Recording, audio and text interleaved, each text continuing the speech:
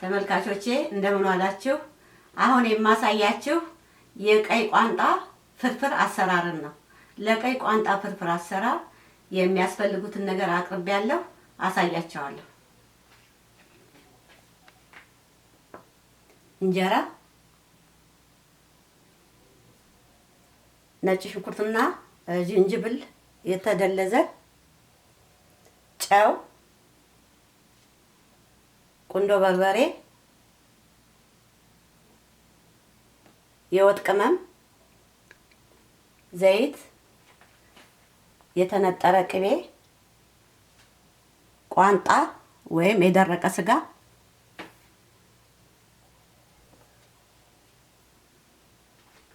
የተፈጨ በርበሬ፣ ጎመድ ጎመድ ተደርጎ የተከተፈ ቃሪያ፣ ቀይ ሽንኩርት ድቅቅ ብሎ የተከተፈ፣ ቲማቲም የተፈጨ።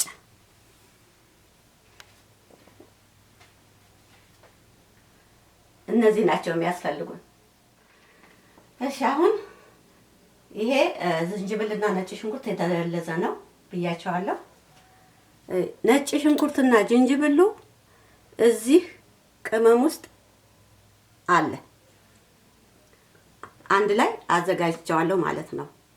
ግን እዚህ ውስጥ ካለ እዚህ ለብቻው ለምን አስፈለገ የሚል ጥያቄ በአይምሯችሁ ሊመጣ ስለሚችል የደረቀና እርጥብ ቅመም ጣዕሙ ለየት ይላል ብዬ ስለማስብ እንደ ተጨማሪ ነው ያዘጋጀሁት። ይሄ ቅመምና ይሄ ቅመም መልኩ አንድ አይነት ነው፣ ግን ዘሩ አንድ ስላልሆነ ይሄ ቁንዶ በርበሬ ነው፣ ይሄኛው ደግሞ ከ6 አይነት ቅመም ነው የሰራሁት። ስለዚህ ይሄ ቁንዶ በርበሬ እዚህኛው ውስጥ ስለሌለ የወጥ ቅመም ውስጥ ስለሌለ ለፍርፍር ጣዕሙ ጥሩ ነው ብዬ ስለማምንበት ነው ያቀረብኩት እና ይቺኛው እንዳታምታታችሁ ብዬ ነው። አንድ አይነት አይደለም ለማለት ነው። እና ሌላው ገለጻ የሚያስፈልገው ቲማቲም ድልሁ ጋር ነው። የቲማቲም ድልሁ ግማሹን ጥሬ ቲማቲም ወይም ደግሞ በፋብሪካ ያልተሰራ እኔ ፈጭቼዋለሁ። እንደገና እኔ የፈጨሁት ቲማቲም ትንሽ መልኩ ነጣ ስላለብኝ ከገዛሁት የቲማቲም ድልህ ትንሽ ጨምሬበታለሁ። ይሄን ልገልጽ የፈለኩት ምንድነው፣ ከፈለጋችሁም ከውጭ በገዛችሁት ቲማቲም ድልህና ቤት ውስጥ የፈጫችሁትን ወይም የከተፋችሁትን አንድ ላይ ቀላቅላችሁ መስራት ትችላላችሁ ለማለት ነው። ሌላው እንግዲህ ይሄ ነው፣ ጨርሻለሁ። አሁን ወደ አሰራሩ ነው የምንሄደው። አሁን ሽንኩርቱን እንጨምራለን እና ይሄ ይበቃኛል ብዬ ወስኛለሁ። ስለዚህ እንዲህ ይደረግና እሳቱን ጨመር አደርጋለሁ ቶሎ እንዲበስልልኝ። ከዛ በኋላ ውሃው ምጥጥ እስከሚል ድረስ አቁላላለሁ ማለት ነው እና እንገናኛለን።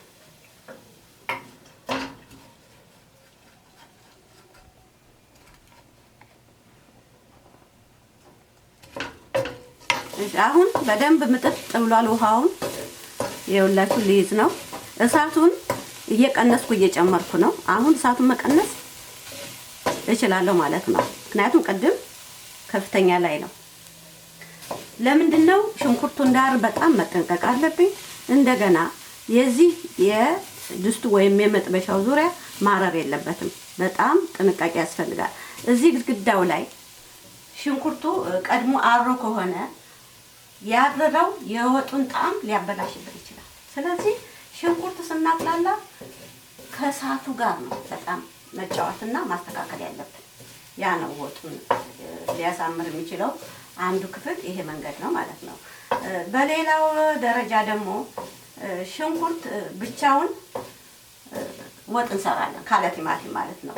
እኔ እንደ ቤቴ እንዳሰራሬ ስለሆነ ማሳያችሁ ቲማቲም ስለምወድና ከቲማቲም ጋር ደግሞ የተሰራ ወጥ ስለሚጣፍጥ ለእናንተም ይሄንን ብታውቁት ጥሩ ነው ብዬ ነው ማሳያችሁ ማለት ነው። ስለዚህ ሰው እንደ ፍላጎቱ ነው የሚሰራው። ሌላው ልነግራችሁ የምፈልገው ምንድነው፣ ሽንኩርት በሚቁላላበት ጊዜ መጀመሪያ ምንም ሳይገባበት ወይም ደግሞ መጀመሪያ ዘይት ገብቶ መጨረሻ ዘይት ገብቶ ይቻላል። እና የማይቻለው ምንድነው? አሁን እንደተረዳሁት ከሆነ ተመልካቾቼ ሰው ምግብ የሚሰራው እንደሚወደው በምላሱ ሲቀምሰው እንደሚፈልገው አድርጎ ነው የሚሰራው እንጂ አሁን በድሮ ጊዜ እኔ ልጅ ሆኜ ማለት ነው ቲማቲም ከወጥ ውስጥ አይገባም። እንደውም አሁንም የማይጨምሩ አሉ። ለምንድን ነው? ወጥ ያበላሻል፣ ኩፍ ያደርጋል፣ አይጣፍጥም እያሉ ነው። እያደገ እየተሻሻለ መጥቶ ቲማቲም ጥቅምም ስላለው ስለሚያጣፍጥ ወጥም ስለሚያወፍር አሁን በአብዛኛው እየተጠቀመበት ነው። እና ስለዚህ ይሄንን ነው ሽንኩርትን በተመለከተ የምነግራችሁ። ውሃው በደንብ ምጥጥ ብሏል። ዘይት እጨምራለሁ። ሌላ ምንም አልጨመርኩም፣ በራሱ ነው እስካሁን።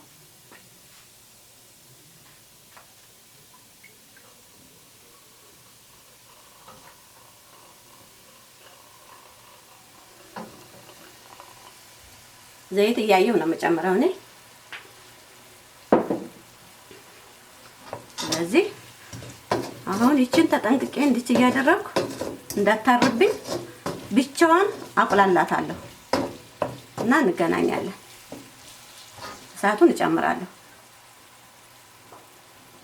ምክንያቱም አጠገቡ ሁኜ ነው ማቁላለሁ። እሺ ይችን ሽንኩርት እንግዲህ በደንብ ይዋት እንዴት እንደተቆላላች ይኸውላችሁ። አሁን ቅድም ያየነው ሽንኩርት በጣም ትንሽ ሆኗል። ከለሩን ቀይሯል፣ መልኩን ማለቴ ነው። ይኸው ዘይቱን ተፍቷል እና በደንብ ተቆላልቷል። እንግዲህ ቲማቲም መጨመር ያልፈለገ ሰው፣ በሽንኩርት ብቻ መስራት የፈለገ ሰው እንደዚህ አድርጎ ጊዜ ወስዶ ነው ማቁላላት ያለበት። በጣም ጊዜ ይወስዳል። በኢትዮጵያ የምግብ አሰራር ወይም ደግሞ ወጥ ስንሰራ በጣም ተጠንቅቀን ማቁላላት ያለብን ሽንኩርትን ነው። በተለይ ለድግስ ስንሰራ ብዙ ሰዓት የሚፈጅብን ሽንኩርቱና በርበሬውን ስናቁላላ እንጂ ከላይ የሚጨመረውን ምስር ወይም ስጋ አይደለም። ሊያጣፍጠውም የሚችለው የሽንኩርቱ እንደዚህ ተደርጎ መቁላላት ነው። ስለዚህ ከፈለግን በሽንኩርት ብቻ ከፈለግን ደግሞ ከቲማቲም ጋር ጥብስ አድርገን መስራት እንችላለን። እና ይሄን ላሳያችሁ ነው። በደንብ ነው ጥብስ ያደረኳት። ይዋት ብታዋት ደስ ይለኛል። እሳቱን ቀንሼ ነው፣ ምክንያቱም ይቃጠልብኛል። ትንሽ ጨመር ላድርገው እና ይችወትላች እንዴት እንደሆነች ቆንጆ ሆናለች። እና አሁን ምን አደርጋለሁ መሰላችሁ? እሳቴን ጨምርና ቲማቲሙን እጨምራለሁ።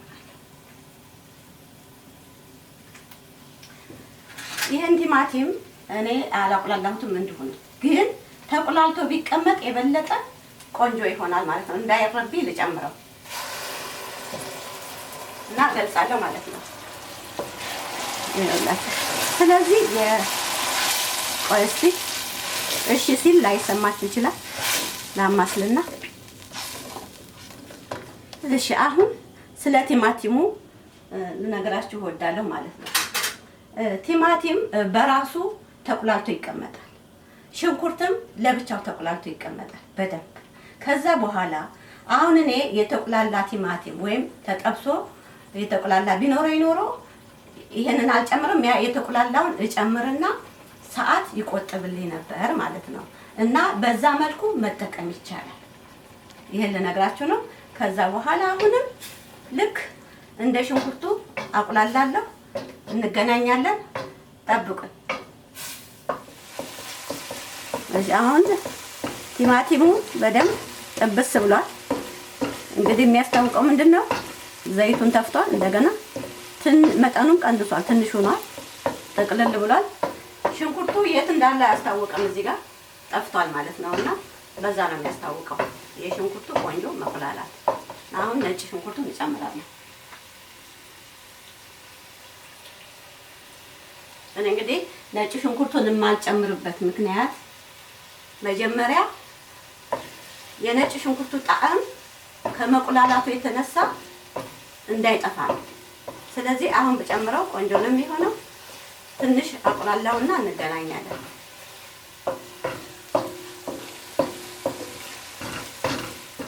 አሁን ደግሞ በርበሬ ይጨመራል።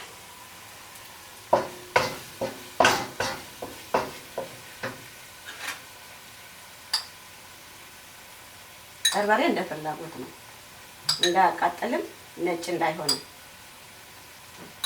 እያየው በርበሬ ከጨመርን በኋላ እንዳይቃጠል ወደ መሃል ነው የምናደርገው ከቁሌቱ ጋር ማለት ነው ለመቀላቀል። ስለዚህ ቶሎ እንደዚህ ይቀላቀላል። በርበሬ ትንሽ የሚያንሰኝ ይመስለኛል እኔ እና አሁንም ቶሎ ነው በዘይቱ እንዳይቃጠል በርበሬው ጣዕሙ እንዳይበላሽ ትንሽ። ከዛ በኋላ ውሃ ጣል። በቃ እንደዚህ ያበስላለሁ። እንገናኛለን ማለት ነው። እሺ አሁን ቁንዶ በርበሬውን እጨምራለሁ። ይበቃዋል። አሁን የወጥ ቅመሙን እጨምራለሁ። እንዳይበዛ ትንሽ ነው መጨመር ያለብን ማለት ነው። ቀጥዬ ጨው፣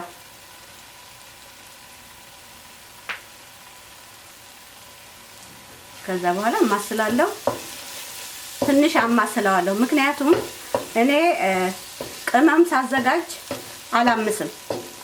ድሮ ማንኛውም ቅመም ታምሶ ነው የሚጨመረው። እኔ ሳስብ ግን አሁን እንዲህ ተጨምሮ ሲጠበስ እሳቱ ይበቃው የለም ወይ የዚህ የመጠበሱ ጉዳይ። ስለዚህ ባይታመስስ ምንድነው ብዬ ስለምተው ነው። እና እንደዚህ አቁላላለሁ። እንገናኛለን። ትንሽ አብስየው ማለት ነው። አሁን ይበቃዋል። ቅመሙ በስሏል ማለት ነው አብሮ። ስለዚህ ውሃ እጨምራለሁ እና እሺ አሁን ስለ የቅመሙን አዘገጃጀት ጉዳይ እንዴት እንደሚሰራ ማን ከማን ጋር እንደሚሰራ ቪዲዮ ለቅቄያለሁ። እዛ ላይ ተመልከቱ። እዛ ጋር ያልተገለጹ ነገሮች ካሉ በምሰራበት ጊዜ የበለጠ ደግሞ እያወቃችሁ ትመጣላችሁ። ያ ይጠቅማችኋል ብዬ ቪዲዮ ተለቋል። ስለዚህ ያን ተከታተሉ። ይሄ ይብሰል። እኔ ቋንጣውን አስተካክላለሁ ማለት ነው። ውሃ ትንሽ እጨምራለሁ። እሳቴን እጨምራለሁ። ከዛ በኋላ እንዲበስል ክድን አረግና እተወዋለሁ ማለት ነው።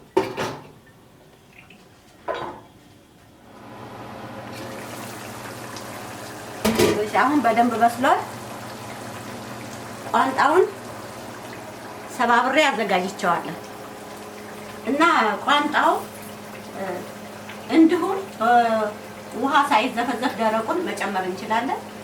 በውሃ ዘብስፈን ውሃውን አጥለን መጨመር ይቻላል። እና በውሃ መዘብሰፍ የሚያስፈልግበት ለምንድን ነው? ይሄ የደረቀ ስለሆነ እራስ እንዲልና ቶሎ እንዲበስል ነው። ያም የሚወስነው ምንድነው? የስጋ ሁኔታ ይወስነዋል። የጥጃ ስጋና ለስላሳ ስጋ ከሆነ ብዙ አያስቸግርም፣ እንዲሁ መጨመር ይቻላል ማለት ነው። እኔ እንዲሁ ጨምረዋለሁ።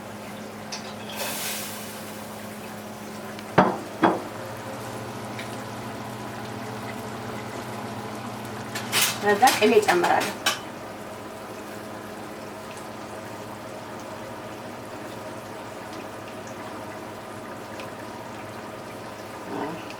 ይበቃኛል።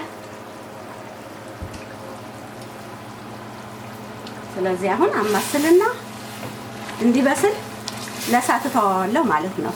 እና ቆንጆ ሆኖ መብሰል አለበት። ሲበስል ማንኛውም ምግብ ይጣፍጣል ማለት ነው ቁሌት ላይ።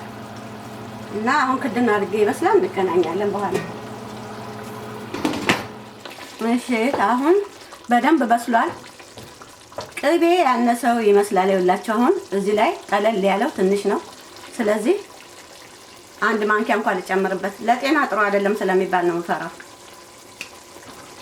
እና ኢንተክተክ እንጀራዬን አስተካክላለሁ አቀርባለሁ ማለት ነው። እስከዛ ይበቃዋል። እሺ አሁን በደንብ ተስተካክሏል። ጨውም ለፍርፍር እንደሚሆን ተደርጎ ነው ያደረኩት። እንጀራውን መጨመር ነው የሚቀረኝ። እንጀራውን ለመጨመር እሳቱን መቀነስ ያስፈልጋል። እሳት ከበዛ እንጀራው ሊቦካብን ሊበላሽብን ይችላል። ቆንጆ ፍርፍር ሊሆንልን አይችልም። ስለዚህ እንጀራውን እንጨምራለን ማለት ነው። አሁን እዚህ ላይ ነው ጥንቃቄ የሚያስፈልገው። ፍርፍር ስንሰራ እንዳይቦካ መውካት የለበትም እና እንደዚህ ገፋ ነው የምናደርገው። እንደዚህ ያደረግን እንደዚህ ገፋ ከዛ ገፋ ስንል ዙሪያውን ወጡ ወይም ፈሳሹ ይታየናል፣ ለመገመት ይመቸናል ማለት ነው። ችግር የለውም። እሳቱ ስለጠፋ ስለቀነስኩት ሊያቦካው አይችልም እና አትፍሩ።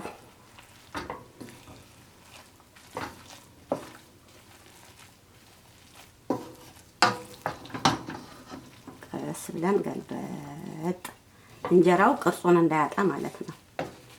ስለዚህ ይሄን ደግሞ እንደዚህ አሁን እዚህ ጋር ቀስ ብለን ወደዚህ እናመጣና ያስጨምራል እንጀራ። ምክንያቱም እዚህ ጋር ያለው በጣም ለስልሷል።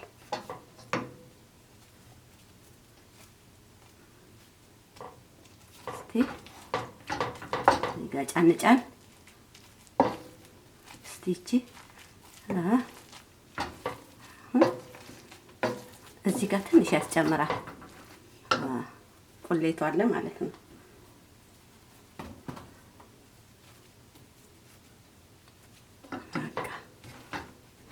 ገልበጥ ድስቱን እየጠረኩት ነው እንጂ ስል ገልበጥ።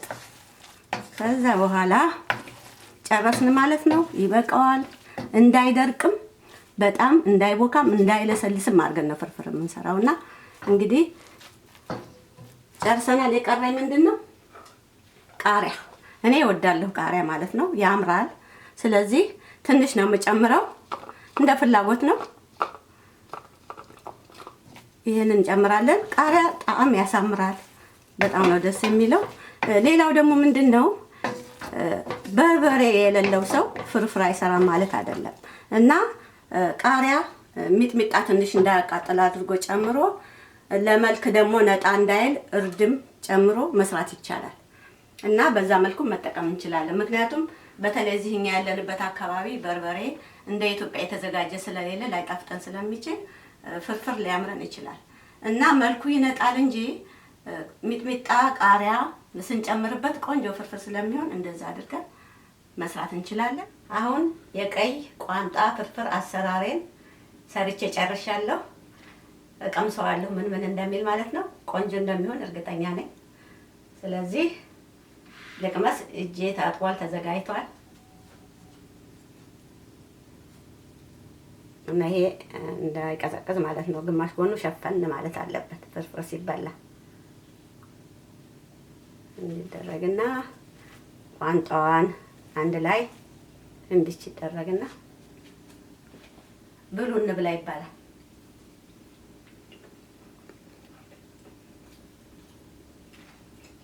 እና ተመልካቾቼ ቆንጆ ነው።